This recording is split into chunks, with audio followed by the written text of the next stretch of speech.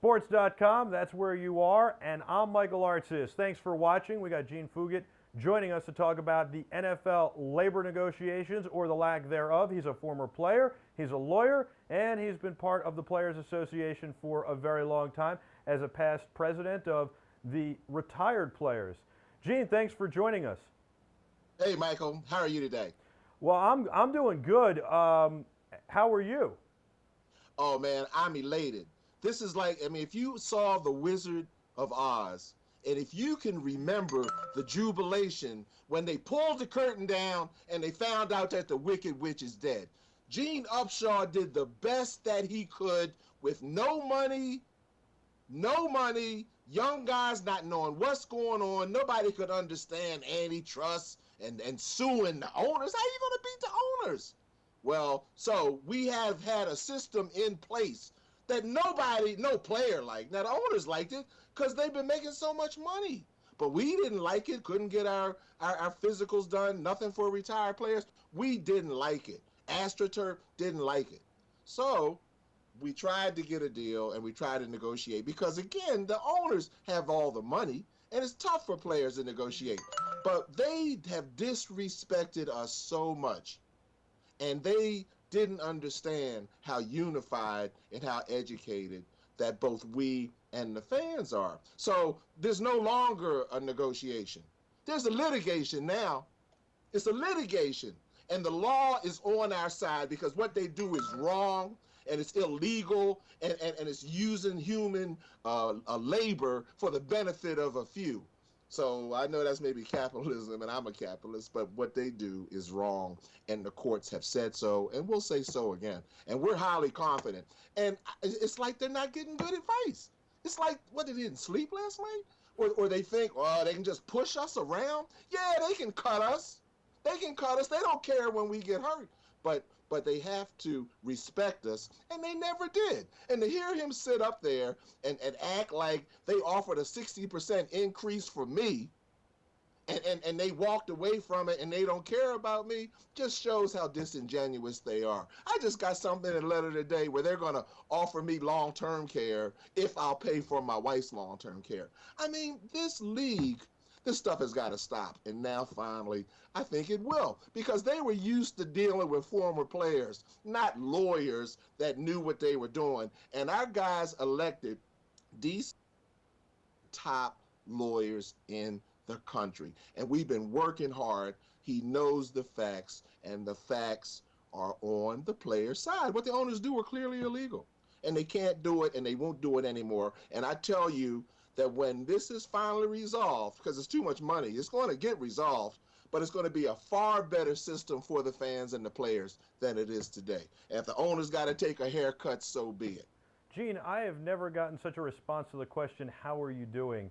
I think that this is certainly a different view and an interesting view on the labor situation with the NFL, and I'm interested to hear it, and I think that it's nice to see that the players seem to be, or at least in your mind, taking this as a positive. There have been so many whispers for years that the owners want to keep the players dumb and poor, and that's why they don't do a better job educating the players on money management and things like that. And dumb, not in the respect that players are actually dumb, but dumb in the fact that they don't have enough of the wherewithal to negotiate with these tycoons and these businessmen on a lot of the issues you brought up. You kind of went full circle on it.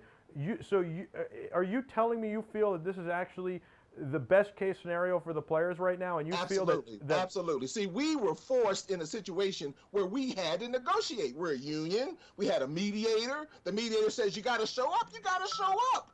I mean, we were under regulations all in the owner's favor. And listen to this, Michael, working in a structure that we didn't like to begin with. We don't like today's structure and how the money's cut up. And not only that, we don't know how the money's cut up. We don't know if we're getting our fair share, and they say they're losing money. Oh man. So anyway, the NFL, this is a classic hoist them on their own petard situation, and the league is going to be better.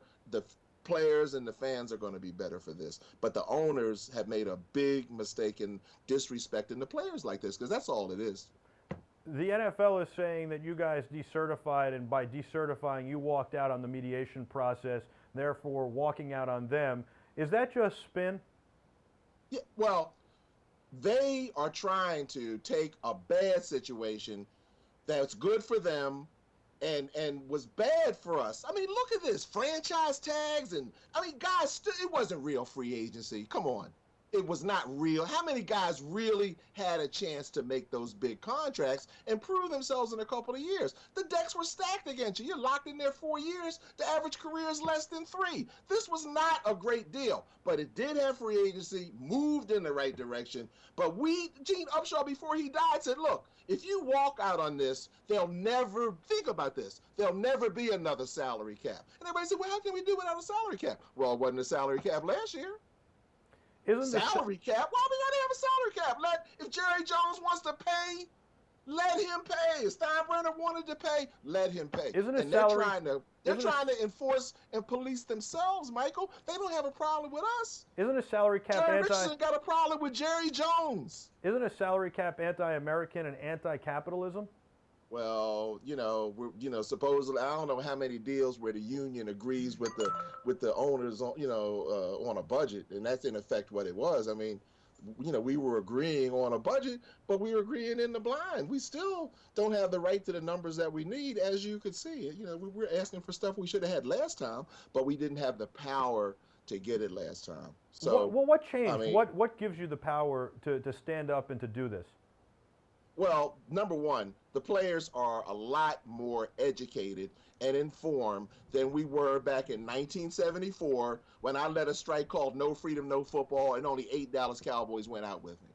We're not even going on strike now. We didn't even know what our rights were back in then. But today, the players know their rights. They're educated. They went to school. They listen to the older players. They know the owners can't be trusted. So, they say, trust us? Ha! Yeah, we'll trust, like Ronald Reagan said. Just like Ronald Reagan trusted the Russians. Yeah, I'll trust them, but I'm going to verify. So that's what we said. Yeah, give us the numbers. Let's verify what you're talking about. Well, they said no. So we said, okay, well, we can't win here. We can't negotiate against ourselves. They went down 50%. They're trying to take $1 billion away. Oh, it's so funny.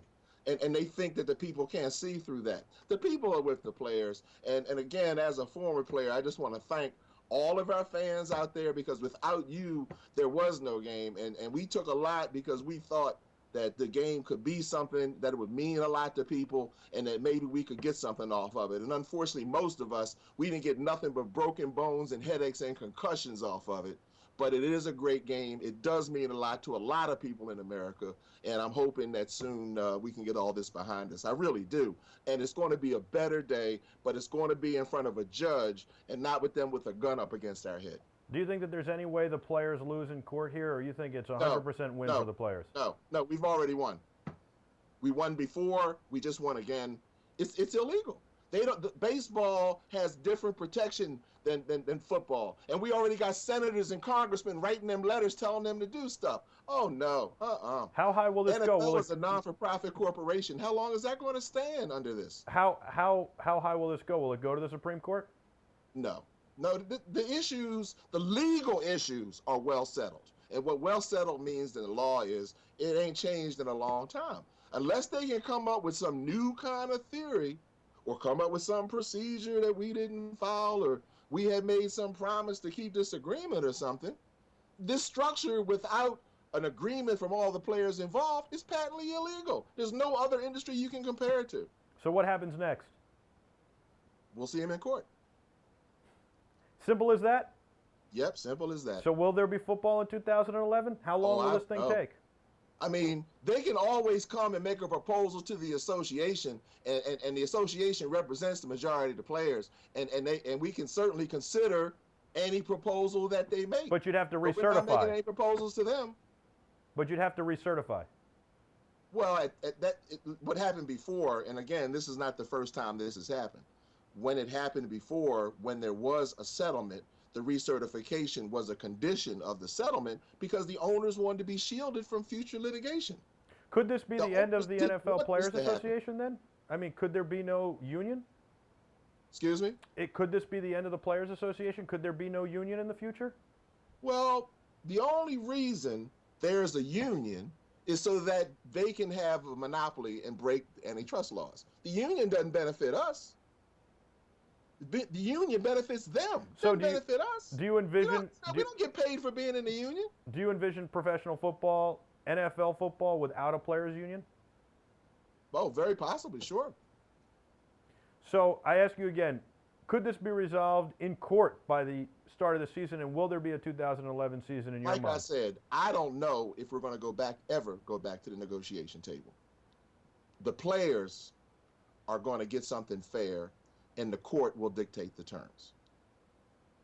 All right. Well, Gene Fugett, thank you so much for joining us on sports.com. You bring up a lot Great of... day, man. We're so happy. I mean, those guys, man, when the people really find out, and when we start getting the documents that we've been asking for, it's going to be obvious that we did the right thing. And they know it, and that's why they're going to try to make proposals. So who knows what's going to happen. Gene, there's no doubt in your mind that this is going to go in the players' favor? Huh? There's no doubt in your mind this goes in the players' favor? No question about it. The owners have lost control of the process. And you feel they're going to have to come to the table and either make a deal where the courts are going to straighten this out and there will be football with no union? If they want NFL football, otherwise somebody's going to start a new league. So there's no reason to have a lockout now because you're decertified. Well, it's up to them to lock us out. We want to go to work. We're not locking ourselves out. In fact, there may be court things filed asking them not to lock us out. How can they lock us out now if we're not a union? Right. See, you got to be a union to be locked out. See, all those rules are off. What about firing the players? Could they fire the players? Sure. But then they have no football, They've no been league. firing them. Guys have been getting cut for the last 2 weeks. Well, But can they trade them? Can they have an NFL draft? I don't think so. How realistic do you think it is to have a new league, to start a new league with the players? With the money there is in America, easy. And if the stadiums are empty, real easy. The question is, can you get the venues? It's not a question of is there money for a league. There was a league last year with 4 teams, with NFL coaches coaching. True.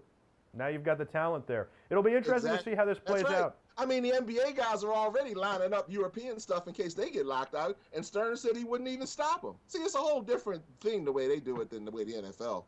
NFL's unique. You see any guys going to the CFL or UFL? No, I don't know. That's what I'm saying. I mean, how many years, how long is your career, Mike? Hopefully you'll do this the rest of your life, another 50 or 100 years. Football, I hope 100. Huh? I hope 100. Yeah, you and Regis, right? But yes, you're right. And NFL career is 3.5 years on average. So yes, guys do need to go make money, whether it's the CFL or some other league. This ain't baseball. This ain't the NBA. Gene, it will be interesting to see how this plays out. I really appreciate your time. I look forward to having you on next week as this unfolds and in the coming weeks and months. Thank you so much. You've been great. Gene Fugett, everybody. All right, thanks, Mike. We'll keep you posted. This is sports.com. I'm Michael Artsis. Be terrific.